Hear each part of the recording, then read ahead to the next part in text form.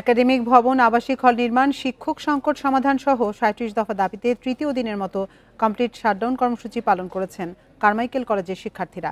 সকাল থেকে দুপুর 12:30 পর্যন্ত কলেজের সব ভবনের গেটে তালা দিয়ে প্রধান গেটের সামনে অবস্থান নিয়ে বিক্ষোভ করেন শিক্ষার্থীরা।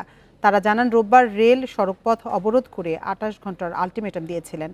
এই সময়ের মধ্যে শিক্ষা উপদেষ্টা ও জাতীয় বিশ্ববিদ্যালয়ের উপাচার্য ক্যাম্পাসে এসে দাবি পূরণের ঘোষণা দেবেন, কিন্তু আজও কোনো উদ্যোগ দেখা যায়নি। দাবি পূরণ না হলে আরও কঠোর কর্মসূচির ঘোষণার কথা জানান তারা। ১৯১৬ সালে প্রতিষ্ঠিত কারমাইকেল কলেজে বর্তমানে একাদশ থেকে স্নাতকোত্তর পর্যন্ত শিক্ষার্থীর সংখ্যা ২৫,০০০।